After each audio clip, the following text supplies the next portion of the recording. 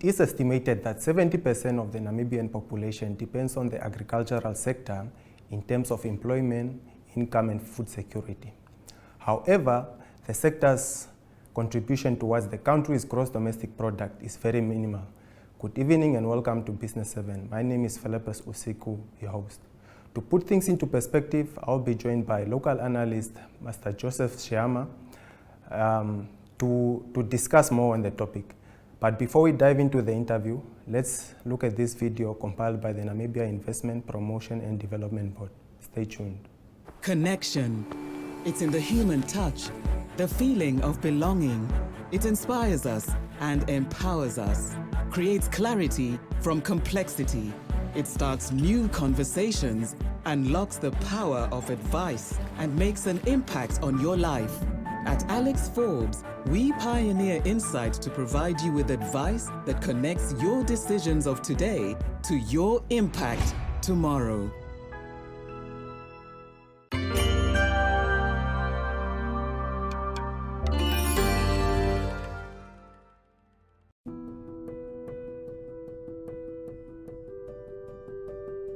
About 70% of the Namibian population depends directly or indirectly on the agriculture sector for their livelihood. The sector consists of the livestock and crop farming subsectors and is the largest employer by sector in the country. Agricultural activities are largely rain-fed and highly susceptible to climate change and variability. Hence, there is a need to invest in intensive agriculture production systems such as irrigation in order to meet the national food demand. The main agronomic crops that are produced in Namibia are white maize, wheat and pearl millet, well known as mahangu in Namibia.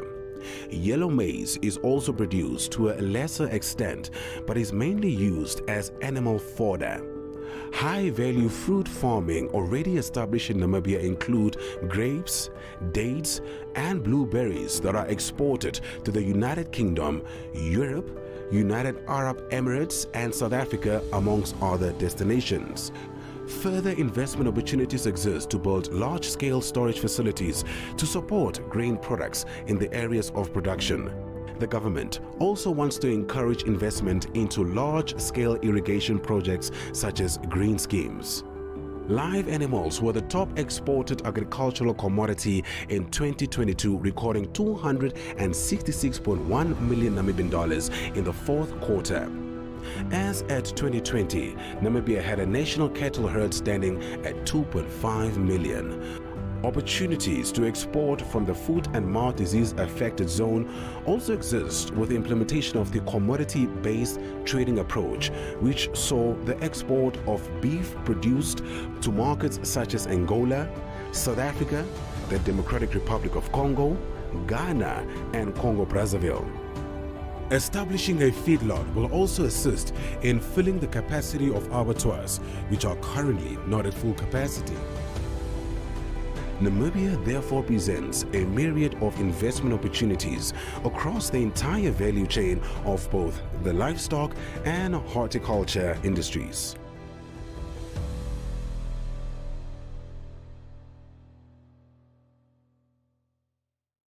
Every day, you make choices that make you legendary. Journey together with us on the path to securing your legacy as a member of the League of Legends. With the Select Platinum Bundle Fee Premium Bank offering, you will access tools that will enable you to thrive. If you earn 850,000 Namibian dollars per annum or more, you can apply for this offering today via bankvintage.com.na for only 447 Namibian dollars per month.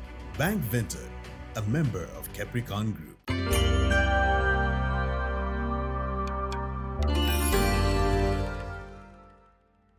As promised, I am joined by Master Joseph Shiama, a local economic analyst. Master Shiama wrote a very interesting and thought-provoking opinion article in last week's Market Watch, and hence decided to invite him to his studio. Thanks for honoring our invitation, Master Shiama. Thank you. Yeah. First things first, what role does the agricultural sector play in the Namibian economy? Thank you very much, Philip. So one can say it, I normally used to tell people that no food, no eat.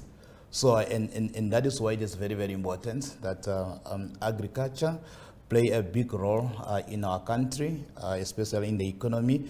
So, well, we can actually expect the development of economy and transformation. So that is actually the main role that agriculture is playing in our economy, apart from now being the employer of, let me say, many people and so on. Okay. You mentioned something about employer, and it is estimated that it is the biggest employer, and 70% of the Namibian population depends on the sector. And it brings me to my next question. Why is the agricultural sector the biggest employer in Namibia, yet its contribution towards the country's gross domestic product is very minimal? Yes, that is a very good one. If we look very well, we look at the agricultural sectors. So, if we look at most of them, they are underdeveloped. So they are underdeveloped in most of the agricultural sectors, especially they are, one can say, is informal.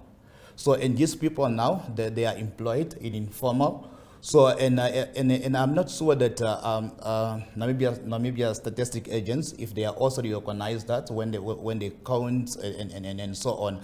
So, but one of the challenge or why it is not contributing to the GDP, one is that the government is not actually developing that sectors. We know that yes, there's a lot of green schemes and so on, but we have seen that some of the green scheme, they are also dormant or total dead.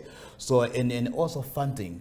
So and most of the small farmers, they don't have money. So they need to go somewhere and maybe get any overdraft and so on. The challenge is actually the apart from no technology, is about the accessibility of the market as well. So these small boys, where they used to sell, so they are selling in the where In the street, so in the yeah. street, yes, Yeah. open market. So there is no accessible of the market. But if the government maybe bring something up and try these people so they can export and sell somewhere, so we will see that yes, it will make a significant contribution to the GDP. Yes, you have touched on finance, you have touched on market access.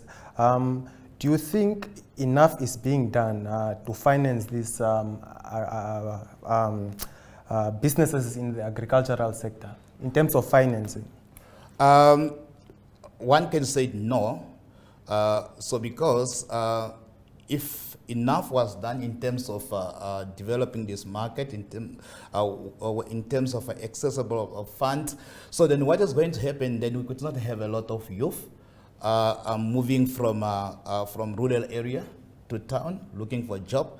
So if the government was so, I don't say serious, but one can also use that word, although the terminology is all serious, I say it. Yeah. So if they can develop the rural areas, if they can provide some of infrastructures, so some of the young people, they were actually keen to start doing this agricultural and so on, instead of leaving our people coming to Windhoek or other cities, and at the end of the day, no employment, as we know that it's a challenge currently.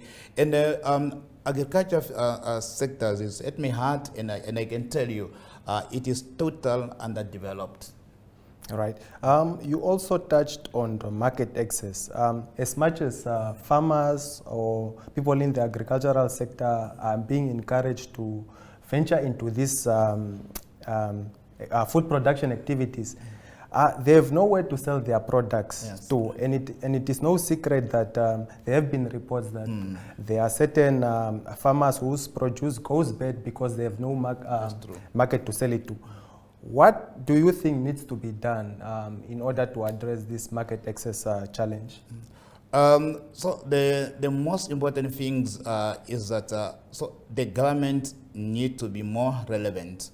So when I'm saying relevant is that they need to understand the sector. If we look at, for instance, Russia and Ukraine, so in other developed country, so those people, they pay more attention on agricultural. So now, if you look at our market, for instance, for agricultural, especially the small boys and so on. Again, where are they selling the product? You go to Chumeb, you will find them there. And I can tell you, I think it was last year. So when there was articles reporting that yes, there's a lot of maize and so on, and Namib milk cannot actually buy this. So now that discourage actually the farmers. So because the farmers will feel that, so why should we or invest a lot of money, but at the end of the day, so we don't have the market. So and I think that the market is not a problem. What I think is that the agricultural is not well explained or to many of the people. So we have people who have, if you look at the schools, for instance, so some children, they don't have food and so on. So if the government can come in and say, okay, we can buy from there and so on, at the end of the day, so we will not have this kind of failure or admission and so on. So, but I don't want to say it now. It contributed that, but the most important thing is that how can we develop and how can we encourage our farmers to be more competitive and so on. Thank you. That brings me to my next question. The Food and Agricultural Organization recently released a report where they pointed out that food prices in 2022 reached a record high. And when we look at our statistic here, food inflation averaged 7.8%, and the highest rate was recorded in December, 12.1%. And what is concerning for me is that the average food inflation is even more than the average overall inflation recorded in 2022. So what role can the agriculture sector play in stabilizing or reducing food prices in Namibia? Yes, that is, as from the beginning I said, no agriculture, no food, and people, they cannot eat. So, and what is most important is that people, they need always to eat and so on. So, but if we look very well, and again, it's about understanding the whole sector, and as well as to be more competitive, to be and to be more to apply the concept of innovations, and also the other things that I have seen that in our country. In terms of technology is very little. One can say that most of the farmers, they don't know how, they don't know, not to say it, they don't know how to use technology, but it means that they are not yet acquired that skills that somebody can actually bring them together and say, look, we want to bring up this kind of technology, and this technology work like this and this and this, and many people now, they make excuses. I know it's a climate change and so on, but that is not. Look at a developed country, for instance, why they are doing so good. India, Brazil, for instance, those people, they are doing good, but Namibia can also do very good. Yes, indeed. Skills are very important in order to enhance productivity. As we draw closer to our discussion, what are the growth prospects for the agricultural sector? I mean, according to the latest statistics we have, during the first and second quarter of 2022, the sector contracted, and only, in fact, it expanded and it contracted during the third. And we are still to receive the statistics for the fourth quarter. So what are the prospects for the sector in 2023, given the current developments? One can say it from my own understanding, everything will stay the same. So, and there won't be a miracles increase in terms of that's okay, maybe certain percentage, like as I mentioned now. So nothing is going to change now, because the reason why I'm saying nothing is that we don't see that either the government or private sectors, they are coming together. And we are already in January 18. So there won't be any miracles currently. Yeah. So lastly, the Namibian economy is expected to record its best growth since 2015. However, recent developments, because of the slowdown in the global economy, it's expected that it will weigh on Namibia. How will the slowdown of the global economy impact Namibia, and what are your growth prospects for the Namibian economy in 2023? Yes, that is a very good one. If one can look very well, and we look at, for instance, the World Bank, when I think they project Namibia economy to be plus minus around about there, 2.8%, and that is now 2023. So, yes, in Namibia, I think we project to be a plus minus 3.9, apart from Bank of Namibia, which is, I think, is 2.7 plus minus there, if I'm not mistaken. So, but the most important thing is that, yes, our economy will start, we will start seeing some positive. So in terms of most of them, it will come from hospitalities, mining, in agriculture, unless we make a very strive or changes and so on.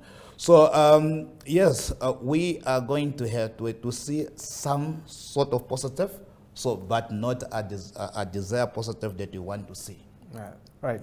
Master Shyama, thank you for your time and for sharing your knowledge and expertise. We hope to see you back in the same seat to discuss more economic issues going forward. So thank you very much, and I must also say thank you to Republican and Son. So you are always helping me when I'm writing these articles, just to share some of my skills and as well as my understanding with the people, which is very, very important. And I'm happy for that. Thank you very much. Thank you. There you have it. That was Master Joseph Shyama talking to us about the agricultural sector. I hope you enjoyed the show. See you next time.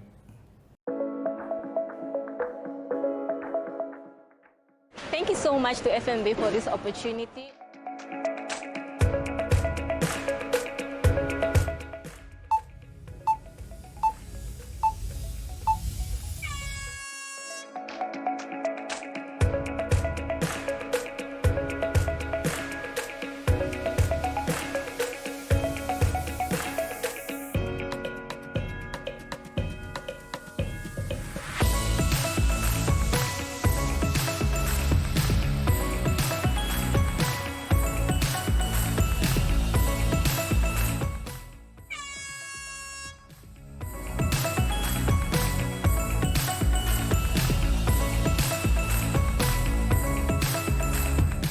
Thank you so much to FNB. What an experience. I never got to do shopping in 5 minutes, but look at all this.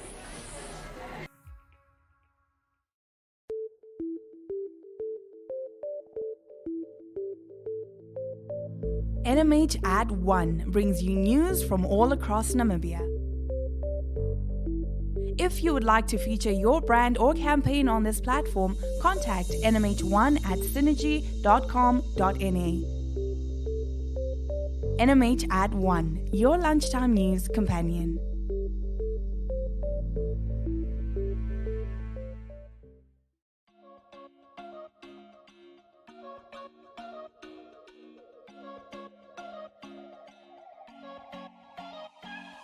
Careers Bistro focuses on the movers and shakers in the corporate world.